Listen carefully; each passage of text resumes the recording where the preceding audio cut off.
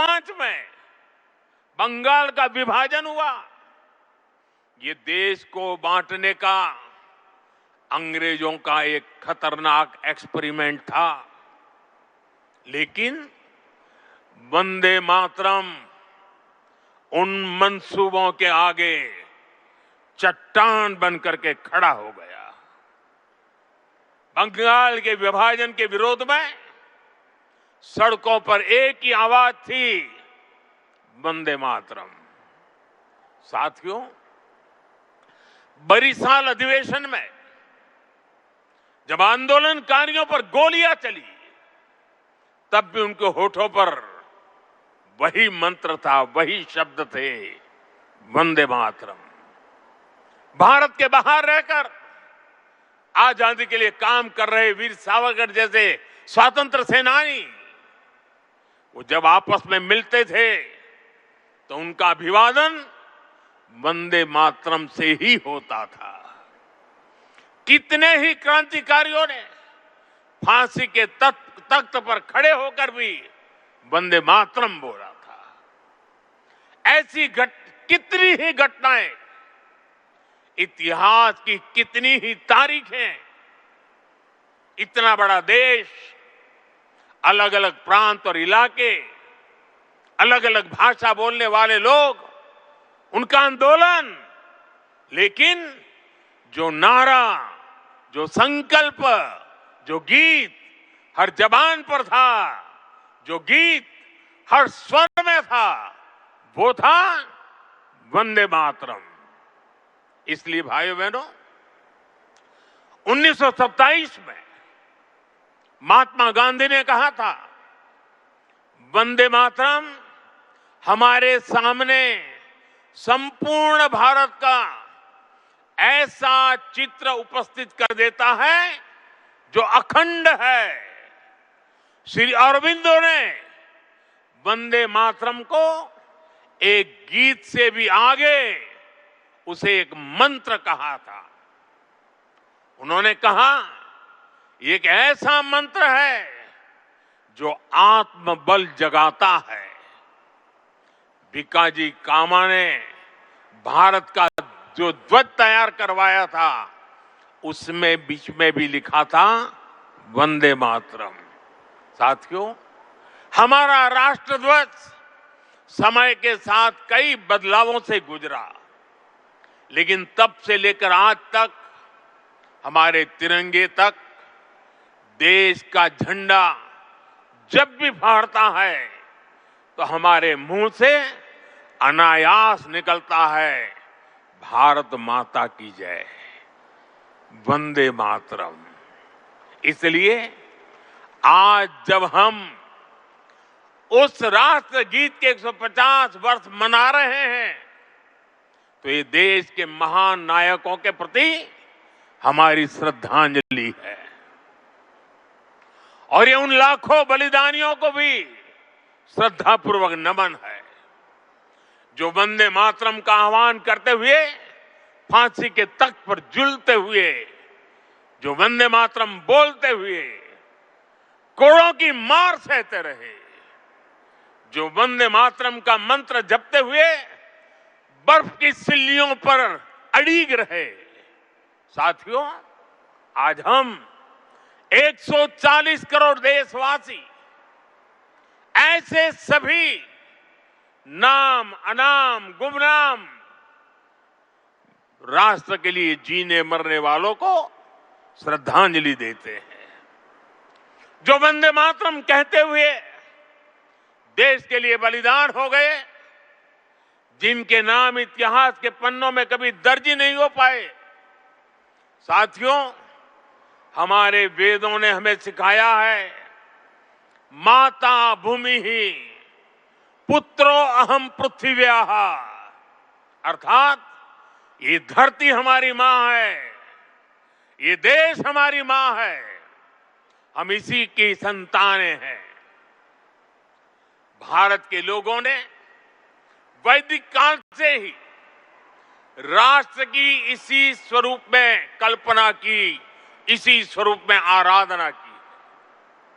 इसी वैदिक चिंतन से वंदे मातरम ने आजादी की लड़ाई में नई चेतना फूकी।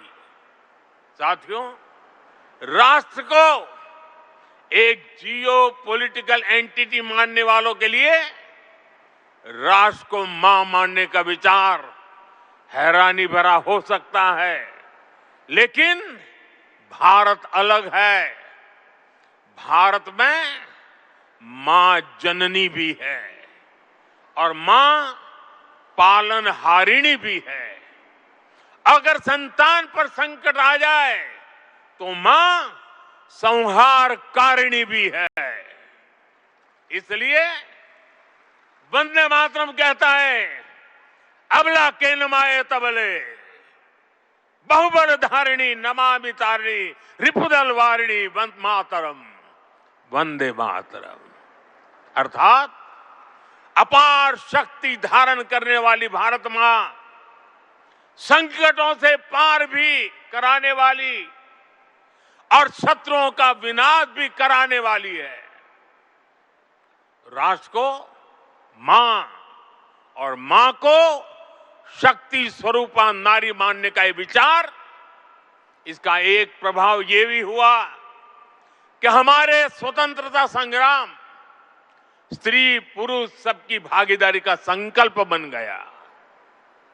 हम फिर ऐसे भारत का सपना देख पाए जिसमें महिला शक्ति राष्ट्र निर्माण में सबसे आगे खड़ी दिखाई देगी।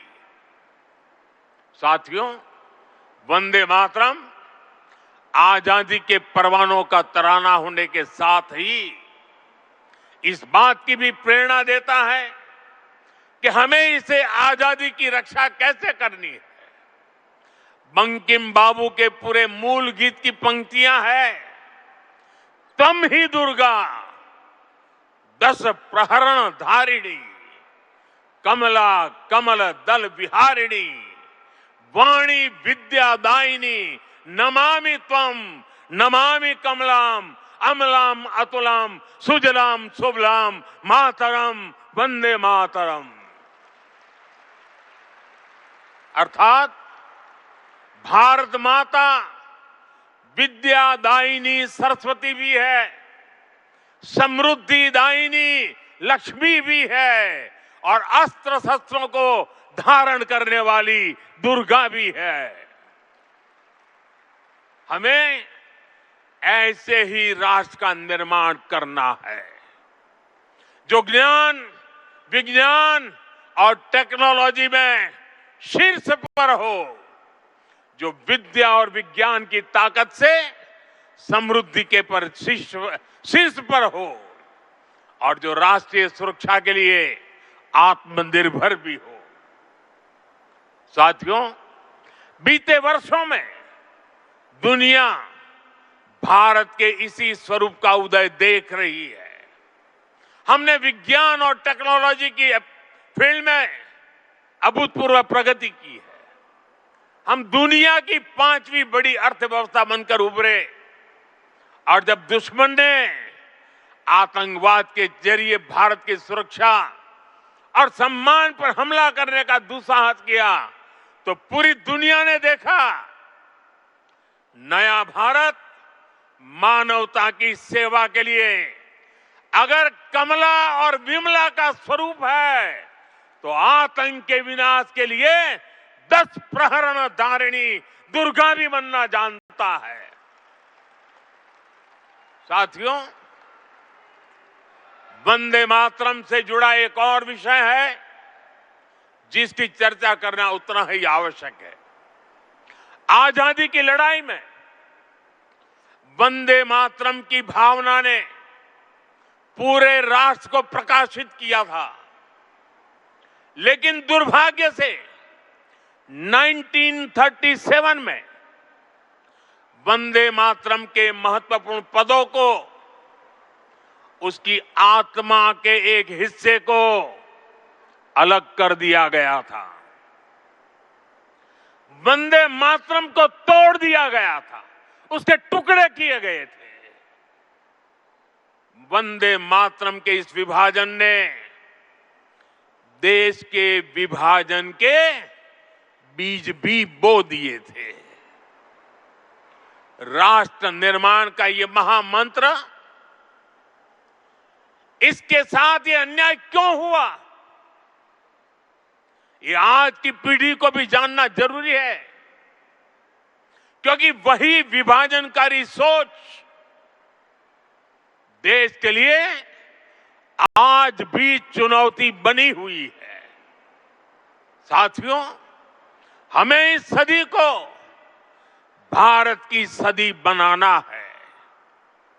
ये सामर्थ्य भारत में है। ये सामर्थ्य भारत के 140 करोड़ लोगों में है। हमें इसके लिए खुद पर विश्वास करना होगा।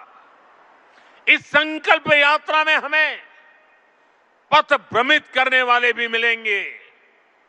नकारात्मक सोच वाले लोग हमारे मन में शंका संदेह पैदा करने का प्रयास भी करेंगे।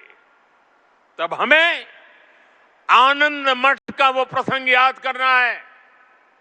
आनंद मठ में जब संतान भवानंद वंदे मातरम गाता है तो एक दूसरा पात्र तर्क वितर्क करता है। वह पूछता है कि तुम अकेले क्या कर पाओगे। तब वंदे मातरम से प्रेरणा मिलती है। जिस माता के इतने करोड़ पुत्र पुत्री हो, उसके करोड़ों हाथ हो, वो माता अबला कैसे हो सकती है। आज तो भारत माता की 140 करोड़ संतान है, उसके 280 करोड़ भुजाएं हैं। इनमें से 60% तो से भी ज्यादा तो नौजवान है। दुनिया का सबसे बड़ा डेमोग्राफिक एडवांटेज हमारे पास है। ये सामर्थ्य इस देश का है। ये सामर्थ्य मां भारती का है। ऐसा क्या है जो आज हमारे लिए असंभव है? ऐसा क्या है जो हमें वंदे मातरम के मूल सपने को पूरा करने से रोक सकता है? साथियों, आज आत्मनिर्भर भारत के विजन की सफलता,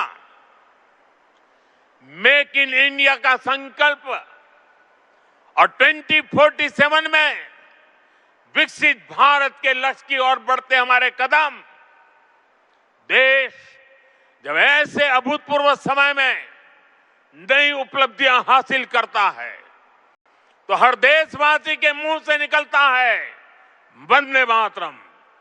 आज जब भारत चंद्रमा के साउथ पोल पर पहुंचने वाला पहला देश बनता है, जब नए भारत की आहट अंतरिक्ष से सुदूर कोने तक सुनाई देती है, तो हर देशवासी कह उठता है वंदे मातरम। आज जब हम हमारी बेटियों को स्पेस टेक्नोलॉजी से लेकर स्पोर्ट्स तक में शिखर पर पहुंचते देखते हैं, आज जब हम बेटियों को फाइटर जेट उड़ाते देखते हैं, तो गौरव से भरा हर भारतीय का नारा होता है वंदे मातरम।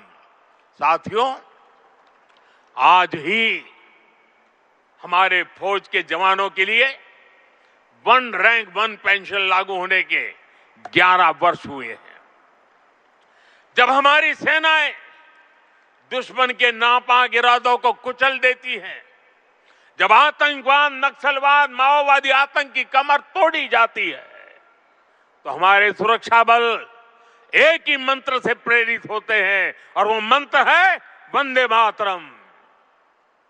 साथियों, मां भारती के वंदन की यही स्पिरिट हमें विकसित भारत के लक्ष्य तक ले जाएगी। मुझे विश्वास है वंदे मातरम का मंत्र हमारी इस अमृत यात्रा में मां भारती की कोटि कोटि संतानों को निरंतर शक्ति देगा, प्रेरणा देगा।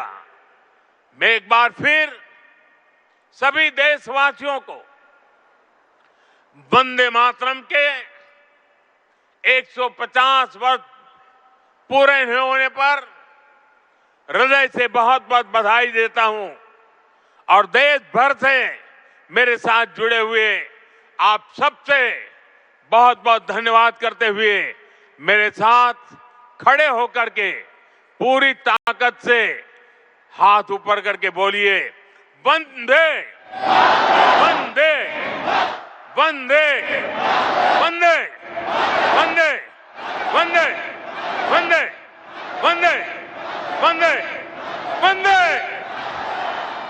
बहुत बहुत धन्यवाद। તો દિલ્હીમાં આજે જે રાષ્ટ્રગીત વંદે માતરમ છે આ ગીતની રચના અને 150 વર્ષ તેના પૂરા થઈ રહ્યા છે તેની ઉપલક્ષમાં આ ઉજવણી થઈ રહી છે ત્યારે પ્રધાનમંત્રી નરેન્દ્ર મોદીએ વંદે માતરમની રચનાથી લઈને કેવી રીતે તે ભારતના સાંસ્કૃતિક વારસામાં એક પ્રતીક તરીકે આલેખાયો તેનું વર્ણન પણ તેમણે કર્યું। વંદે ભારત સાથે જોડાયેલી જે વાતો છે તેમણે કહી। કવિ બંકિમચંદ્ર ચટ્ટોપાધ્યાય દ્વારા રચિત ગીત વંદે માતરમે ભારતના આઝાદીની લડત સમયે નાગરિકોમાં રાષ્ટ્રપ્રેમ અને ભારતીય સંસ્કૃતિ પ્રત્યેની અડગ